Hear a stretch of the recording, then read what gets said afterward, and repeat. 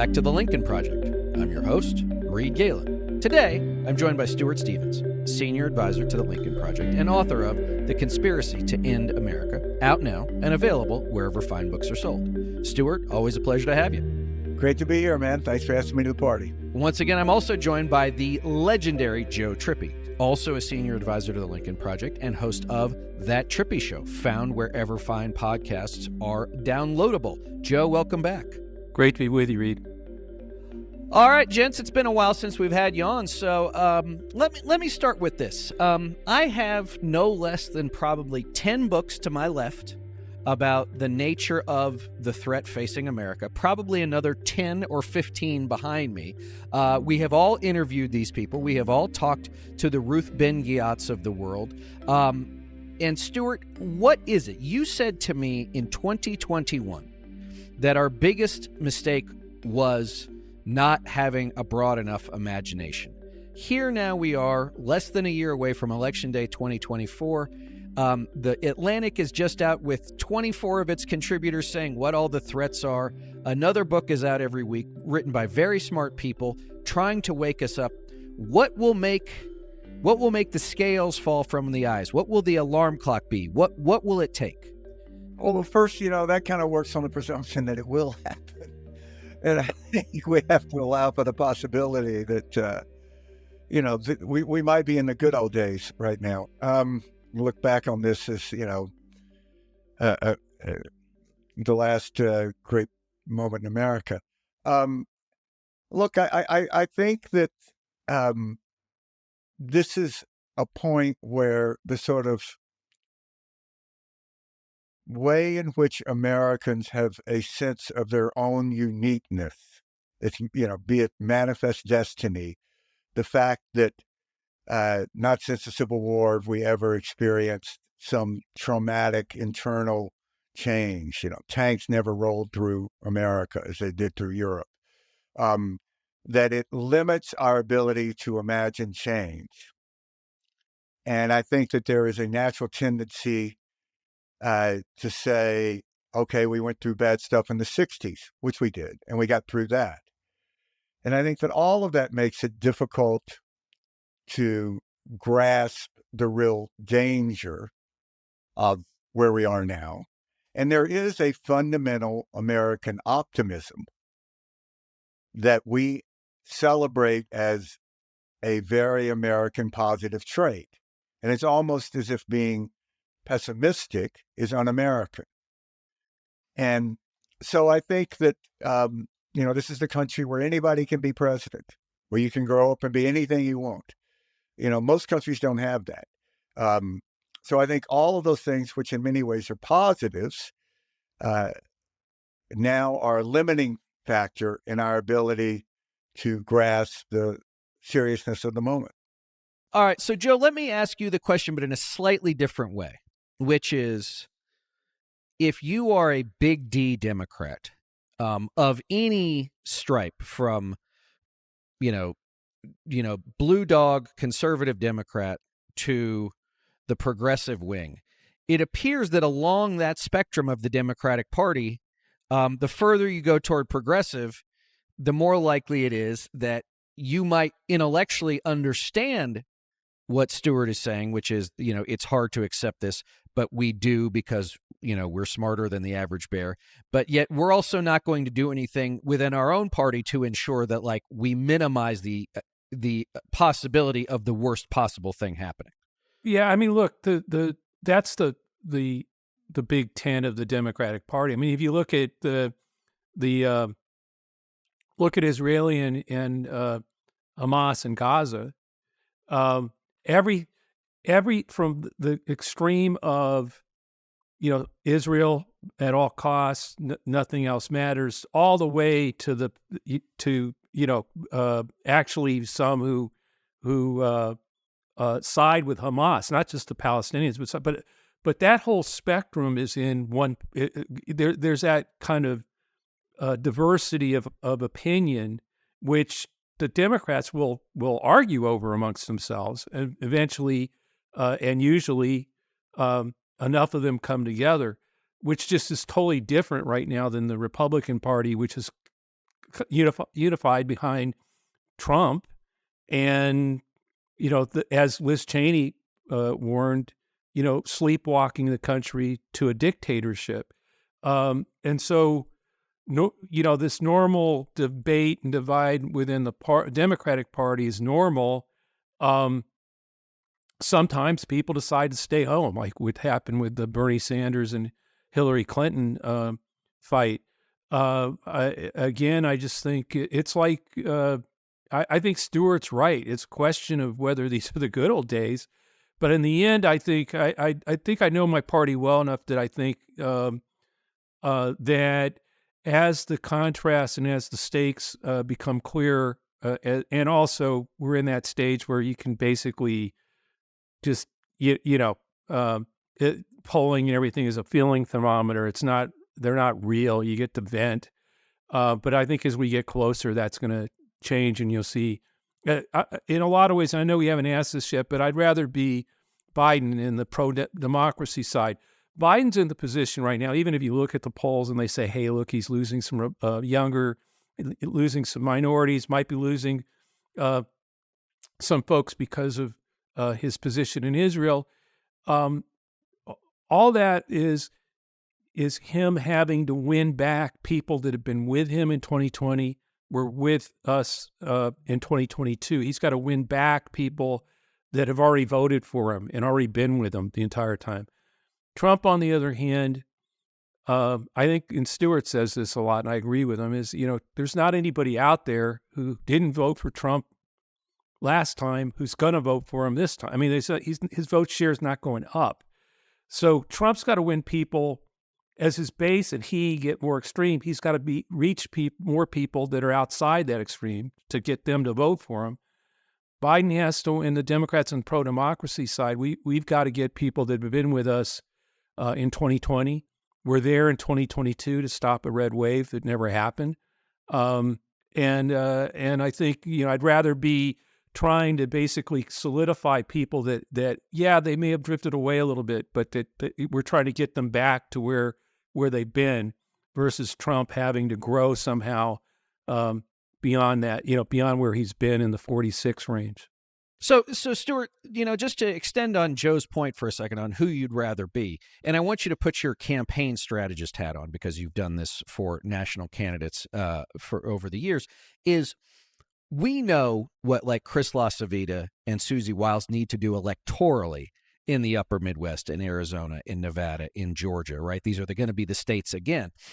And from a political standpoint, I think they're as likely as any two people we know who could design a plan like that. But you still have the X factor, which is Donald Trump, which is on any given day. Yes, maybe a lot of us are inured to the insanity. I don't think we are, but a lot of other people might just sort of tune it out.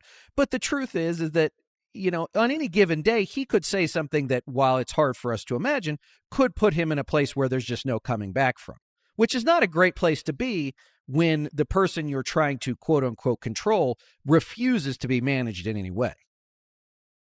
Yeah. I mean, look, let's go back to why did Trump win, which I think we forget enough. Trump won with 46.2% of the vote in 2016. Romney lost with 47.2% of the vote.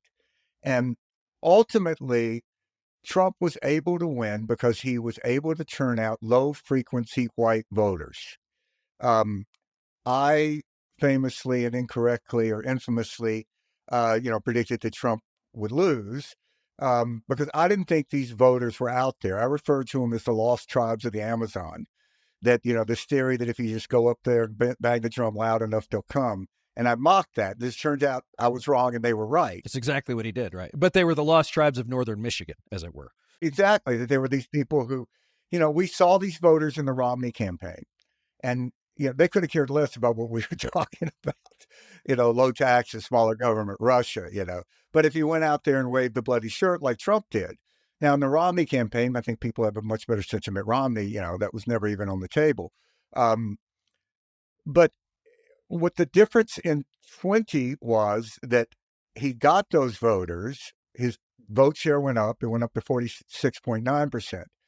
But enough of the college-educated Republicans, and I think the Lincoln Project played a large role in this, voted for Biden. So, in a very real sense, uh, Biden needs to get his repeat customers.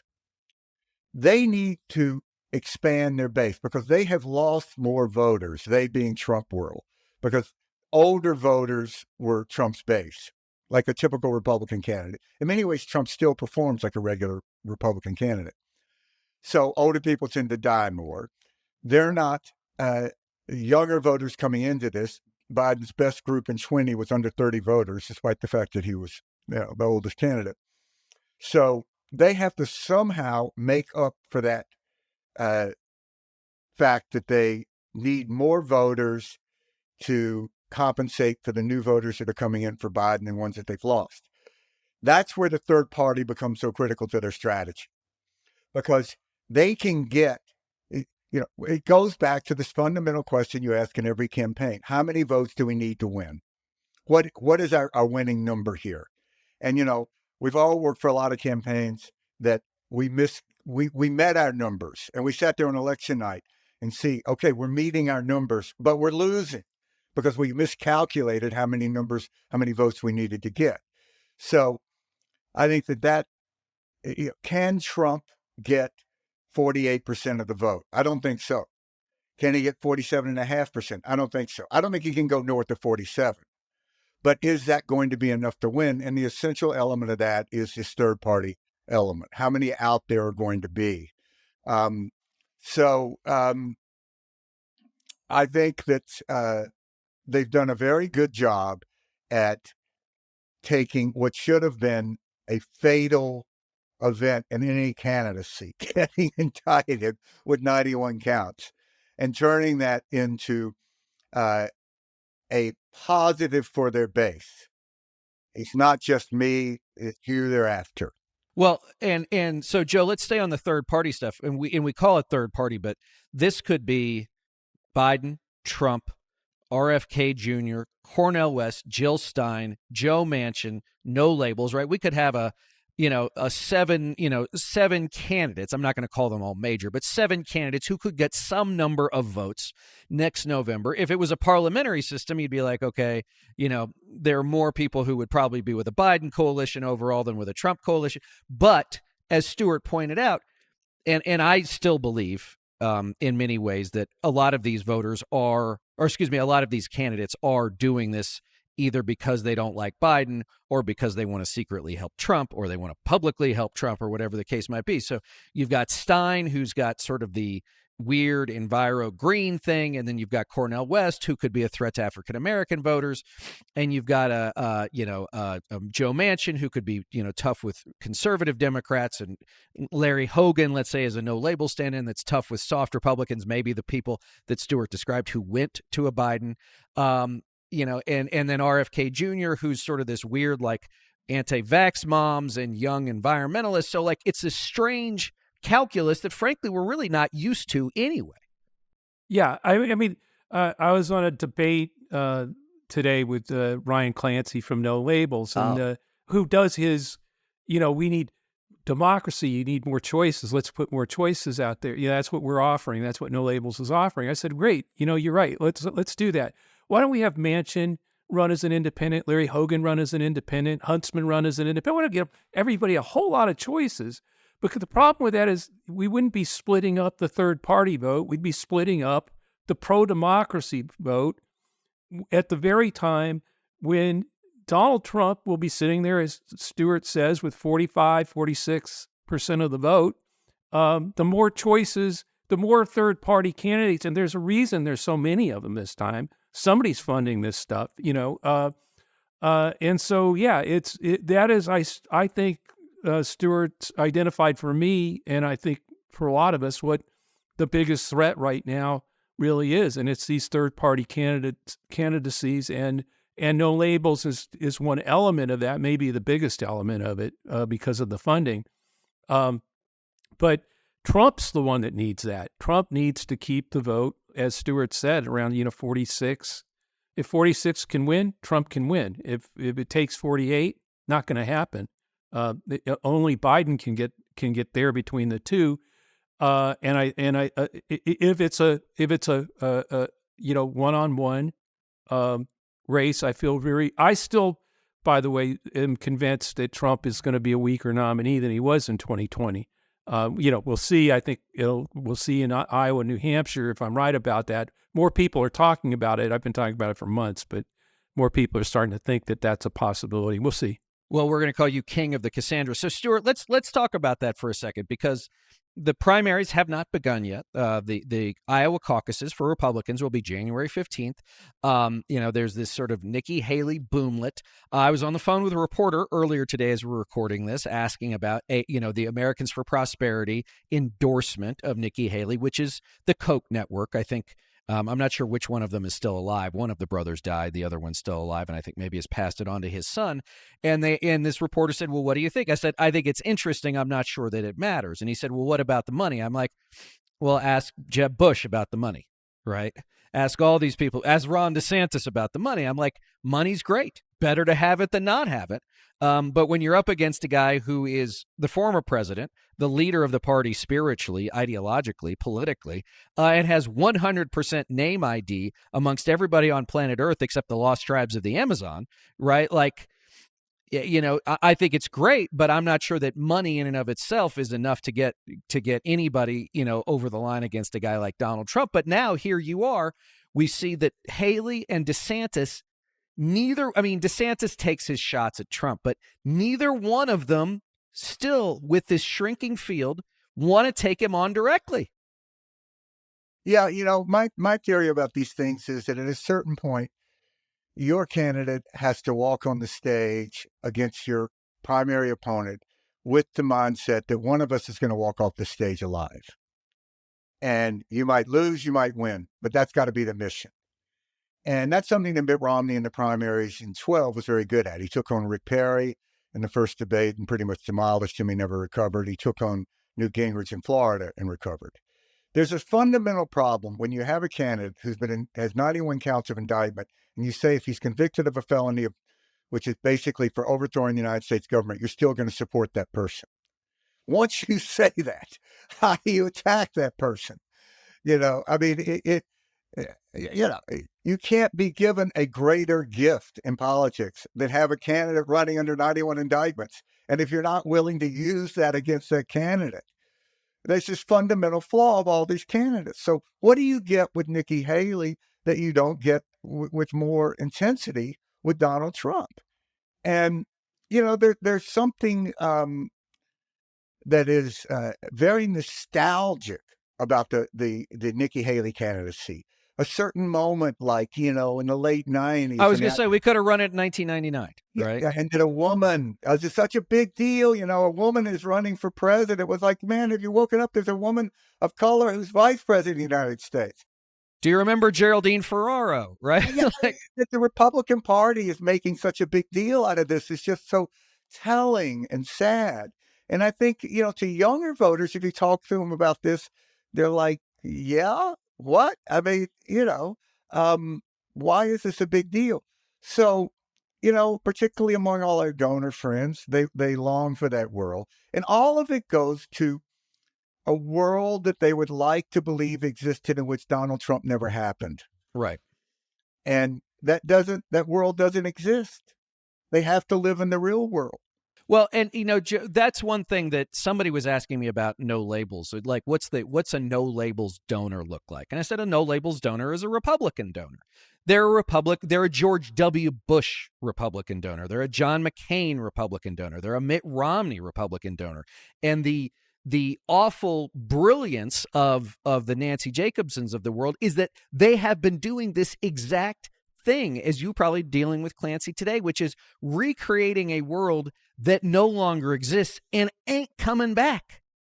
Right. And the exact people that they are trying to reach, those McCain voters that are still left out there, the Romney voters that are still left out there, are people that have been voting in the pro-democracy coalition, enough of them. I mean, thanks again to the Lincoln Project for peeling them off and expanding the Bannon line. But those are the exact voters that for them to do this, if they succeed at all, basically hands it to Trump, keeps it in that 45, 46, kind of range. But, I still think that I keep looking at the party numbers, the primary numbers for Trump, and I still think there's something significant that he's at 42 in Iowa and even lower in New Hampshire, that voters, when they're seeing these other, I'm not saying that there's some big, oh yeah, I want that person more than Donald Trump, but the differential between how he's doing nationally in the polls and how he's doing in the early places where they're seeing the Nikki Haley's, the DeSantis's, where the local governor has endorsed DeSantis, and where an evangelical leader like Vanderplat has endorsed DeSantis. I think that part of that, you're in these multi-candidate fields, and we've all seen them. It's really, is DeSantis going to take the evangelical group in Iowa away from Trump? Hell no. Can he take 3 or 4 points off of him? So in other words, Trump's not at 42, he's at 39 on caucus day. Does Nikki Haley slip by him? Does the press view that as a big surprise? All these things actually do have kind of impact, I think, going into New Hampshire. And I think the elements are there, not that stop Trump from being the nominee. He's going to, particularly with the way the system on the Republican side works with winner take all and Super Tuesday coming up so quickly afterwards, and where he is in the national polls. But I do think that we may be seeing, that's what I mean, some weakening in his support and a widening of the Bannon line, Part of that could, if it keeps growing, could just be Nikki Haley scoring points on Ukraine versus Putin and Trump. So it's those schisms, I think, are things that we can capitalize. Gives me the two things. We've got to win back people. Biden has to win back people. And I think we can even get some of the people that are currently thinking about Trump or, voting in the primaries that are going to get weak. They're going to get weaker on him as this proceeds, but we'll see. So Stuart, a couple of questions for you. One is, and I remember I was in South Carolina at the time when George W. Bush had won Iowa and we lost New Hampshire by 21 to McCain, and we're like, oh my God, we could actually lose this. Yeah, thing, but we only had a 65-point lead. Right, right. So there's the sort of always, differential between Iowa and New Hampshire. But one thing I do want to drill down on, literally and figuratively, what Joe said is Trump does have a coalition. Okay, yes, it's 90% white, but it is not ideologically homogeneous. And so if Bob Vanderplatz takes 3 or 4 or 5 points off of Trump in Iowa, but that means 3 or 4 or 5 points of evangelical voters sit out 2024 in the fall, Trump really can't afford that. Yeah,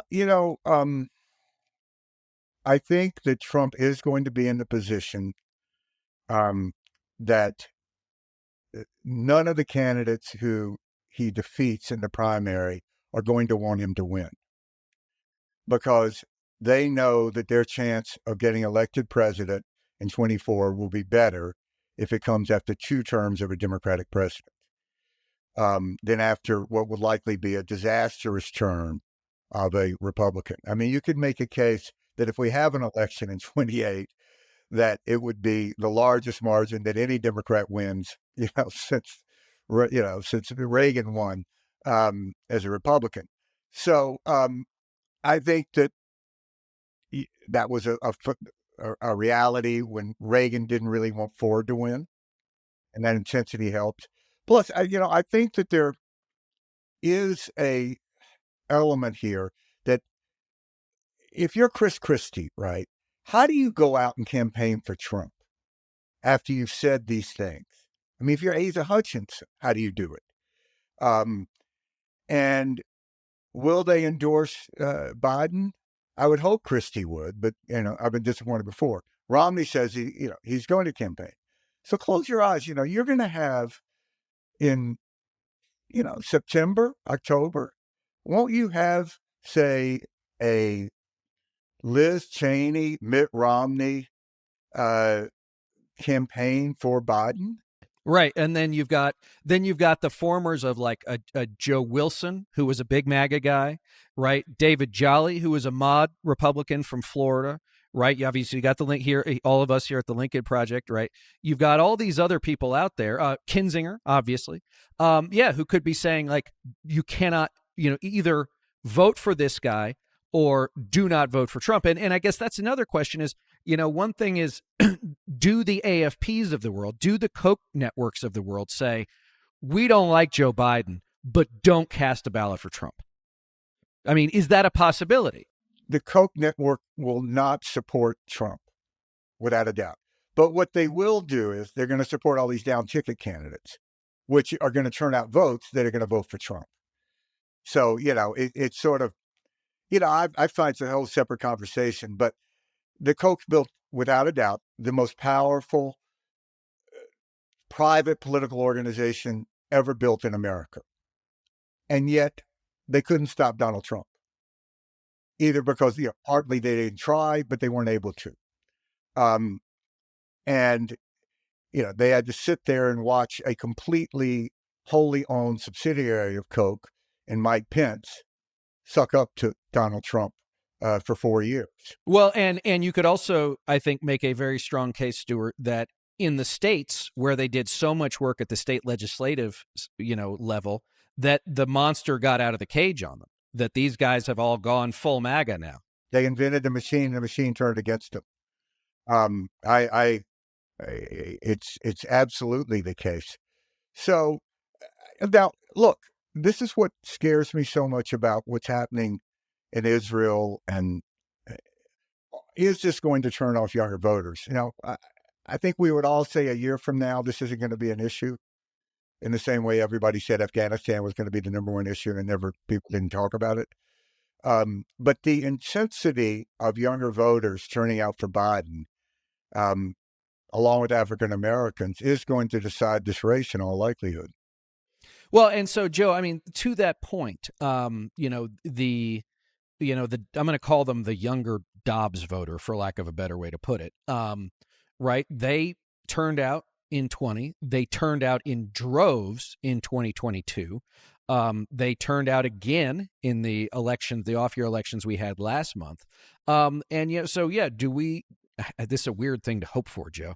Do we hope that their goldfish-like memory, holds, and so by the time they get to September, like they're like, holy shit, I can't have this guy. No, I think that all the attention right now is on the president of the United States, all of it, in the political spectrum. I mean, whether if it's gas prices, if it's Israel, if it's Ukraine, anything that's going, the focus is on Biden. If you're unhappy with it, it's going, approval ratings, et cetera.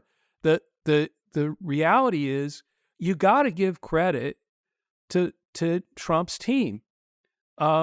They have kept him pretty much off the scope. Yeah, he says something outside the trial, outside the courtroom, and et cetera, and he goes out on the trail, but he's not the focus right now at all. Part of that's because it's a done deal. He's going to be the nominee. The press isn't even, paying a whole lot of attention to him.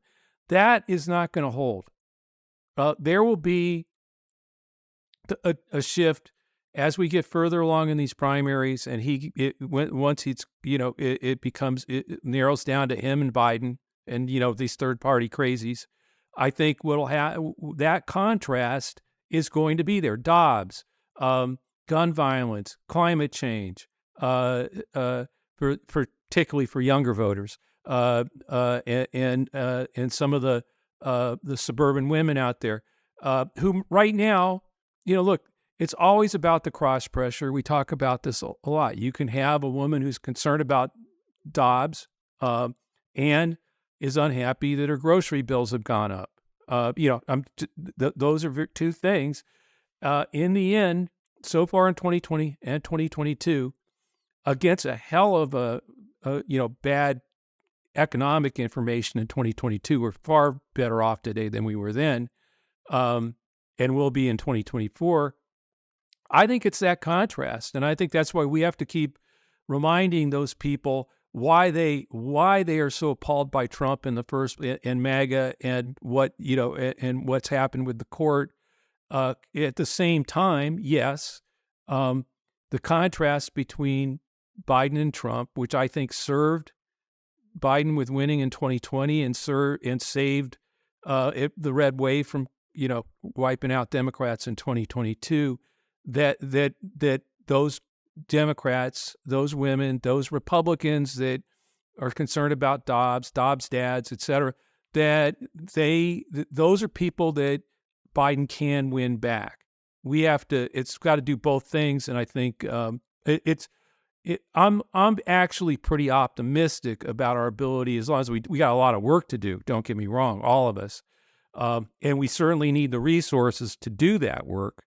And that is concerning. Like you see the stories now about low dollar donors not funding some of the progressive organizations like Move On to where they were in the past.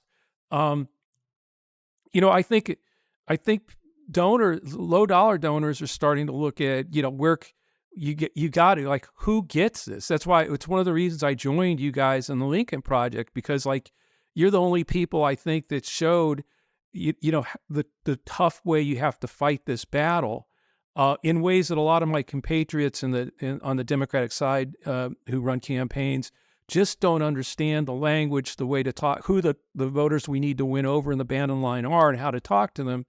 And so, like, if the resources are there, I'm convinced that once again, the Lincoln Project, for one, will make a big difference. But yeah, the Biden people have to be able to pull these people that he's back, that were with him. We've got to get those ban-and-line voters to keep reminding them why they're ban-and-line voters. Right. Why they don't want to keep doing this. Yeah, don't go back to Trump, which I think is an easier lift than Biden trying to get people to say, hey, come back to me.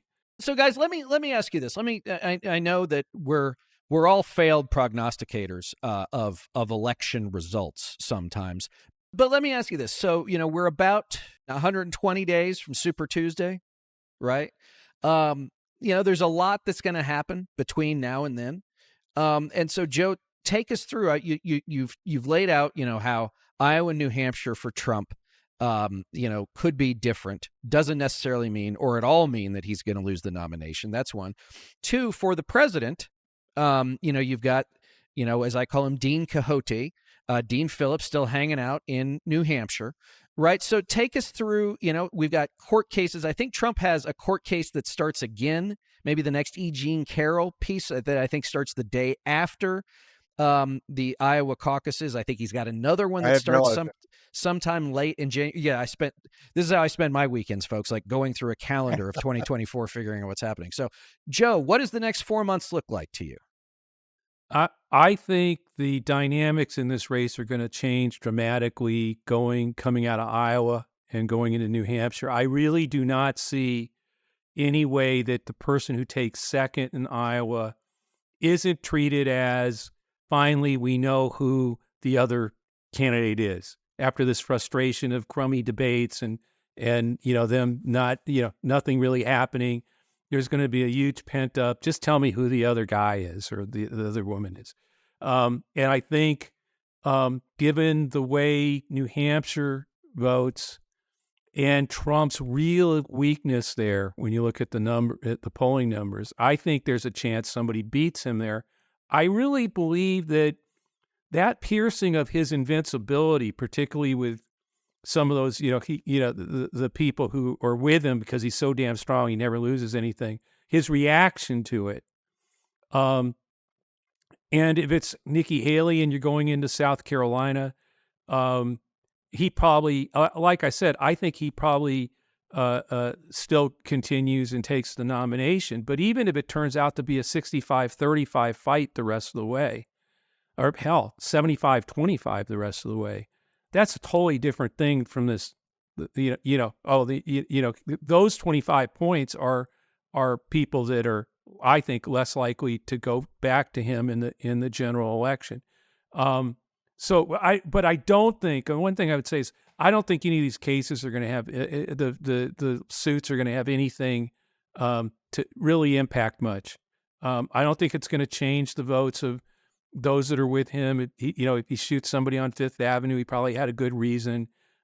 This is all hoax, and they're just going after him to stop me. All that stuff is going to continue registering.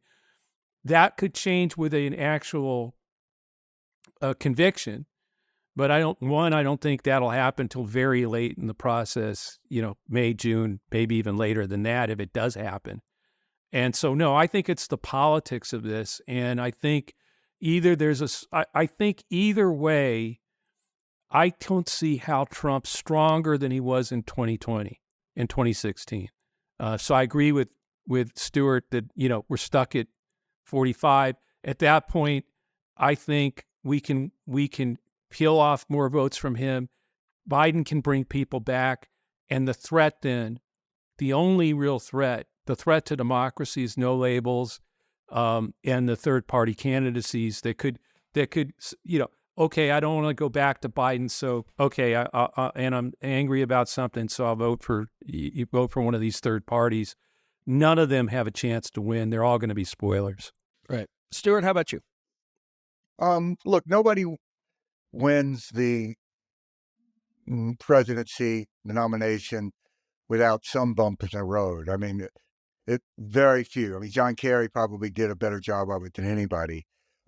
Salt in the wound. Salt in the wound. Something happens. I used to always say it's impossible to get nominated for president without being humiliated. It's how you deal with that humiliation. Now with Trump, he's impossible to humiliate. It's sort of a different world. But I could see Trump losing Iowa. I could see him losing New Hampshire. But one thing that I do think Trump is in a better place to be a candidate in 24 than he was in 20. In 20, he was an incumbent. He had to defend a record. He had no idea what his record was. Well, it was killing 500,000 Americans. Well, there's that. Yes. And, he now is in the comfortable place where he's running against the establishment. He's running against people out to get him. He's running as a grievance candidate. So I think that is a better place, a more comfortable place for him to be running. But look, in 16, there were two truths, right? Donald Trump, more people voted against Donald Trump in the primary than had ever voted against a Republican nominee before. And more people voted for Donald Trump than had ever voted for a Republican nominee. So it was very split then. And I imagine that at the end of the day here, he's going to win, but it will be hard and it will be split. The difference is if Trump loses, he's not going to endorse the candidate who wins. And when Trump beats Nikki Haley, she's going to be out there, in her high heels, which she seems to find, some reason to vote for, campaigning for Donald Trump. We've talked about it, but I don't think it gets enough attention, guys, which is if Trump were somehow by miraculous circumstances to lose the nomination, and everybody's like, oh, Nikki Haley trounces Joe Biden. Not if 25 million Republican voters stay home, she doesn't, right? That's the whole thing. Is as Trippi is our good friend and dear colleague Trippi Olsen likes to say, you have to play the game you're in. Donald Trump is not a politician. He is the leader of an authoritarian movement. And if he were to lose the game he's not used to losing, he's not going to play by the rules anyway. He's going to say, F you, I'm not going to your convention. I'm not raising you any money. I'm going to tell my people, stay home. It's all rigged. It's all rigged. The question I've got for both of you is if he does lose New Hampshire, he's not going to lose Iowa. I don't think so. If that happens and he loses both, but if he loses, let's say one state, New Hampshire, and it's Nikki, what are the odds of him completely losing it, going thermonuclear on her, attacking her, calling 100%. Her every, right. And I just don't know. I mean, I think there are a lot of women in the Republican Party.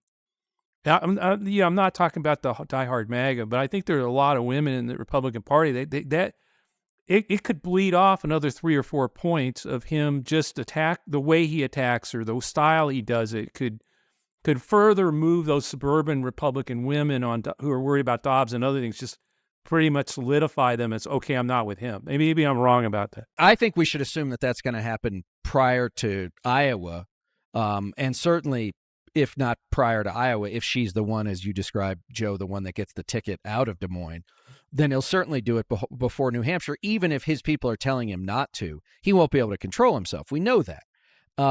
He just can't help himself. And I think also, Rick related a story. I don't know if it was on what show or if he just related it on a call, that he had been talking to a friend who had attended a MAGA rally, and I guess like they had a preacher or something before Trump, and they were talking about what a great thing, everybody's cheering, and then this guy says, and what a big win for life Dobbs was. And like all the men are cheering and all the women just go stone-faced, right? Even in that crowd, right? It was not. And now, does that mean they're going to suddenly vote for Joe Biden? I don't think so. But it's certainly a good reminder that, again, this is American women went to bed on a Thursday night, the freest people humanity had ever known, and they woke up on Friday and they weren't, right? And I think that's still a big deal. Great. This is why Trump, when he goes out and he says that the heartbeat bill is wrong and stuff, he is already gaming that. I mean, I think for sure.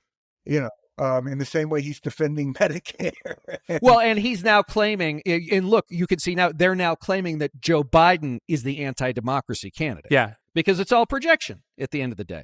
It's also confuse it. Just blur the lines and chaos, and I win. Well, and that's it. Just remember all the ballot measures we ever ran, right? What did we want to do? If we couldn't win on the merits, confuse the hell out of them, because confusion equaled a no vote, right? 100%. All right, guys. Well, listen, before I let you go, first and foremost, let me say thank you. Stuart, if you still dare to tread on social media, where is it and what else can we find you working on? God help me. I'm only on Twitter, which is a deep character flaw, an indication of a deep character flaw. I need to follow you guys over to greener pastures, but Stuart P. Stevens on Twitter. Please stay away, but that's where I am. And don't forget his new book, The Conspiracy to End America. I have read it. Is definitely worth the time. All right. And Joe, how about you? On Twitter at Joe Trippi. And also, that Trippi show, the podcast, I'm going to start doing a section every week on taking a real look at what the latest Iowa poll, New Hampshire, sort of mapping out, whether I still think what I've been talking about, whether I'm seeing signs that it's actually happening, or pouring cold water and getting in front of like, I'm totally wrong, ahead of time. So, but I think that's, it's good analysis that people can look forward to if they show up on that Trippi show to hear that. Well, and let me just say for the audience out there, so I get to be on the phone a lot with Joe and Stu, and I think it was either last year or maybe it was in 2021, but there was a day when we were going through his particular race, and Joe had surveys, like public survey results up, and Stuart was asking, like, what about this cohort? What about that voter segment? What about this? And somebody like texted, sent me a note on Zoom, like, what are we doing here? I go, isn't this great? Like, I was such a nerd because I got to hear you two guys literally like breaking down numbers in real time about this voter here, those voters there. Could this candidate do this? And I'll tell you, every opportunity you have, guys, to listen to Joe and Stu, I certainly am more than lucky to be able to do it.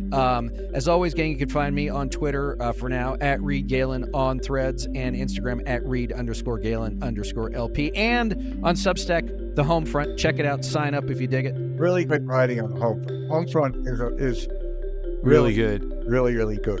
Well, I appreciate it. Joe Trippi, Stuart Stevens, thanks for joining me. Thank you, guys. Thanks for having us. And everybody else, we'll see you next time.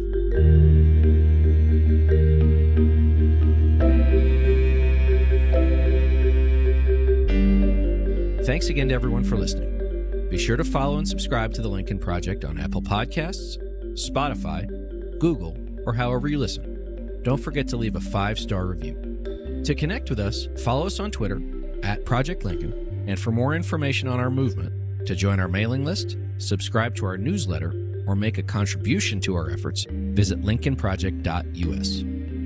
If you want to message the podcast directly, please send an email to podcast@lincolnproject.us. And if you want to personally join the fight to save our nation's democracy, visit jointheunion.us.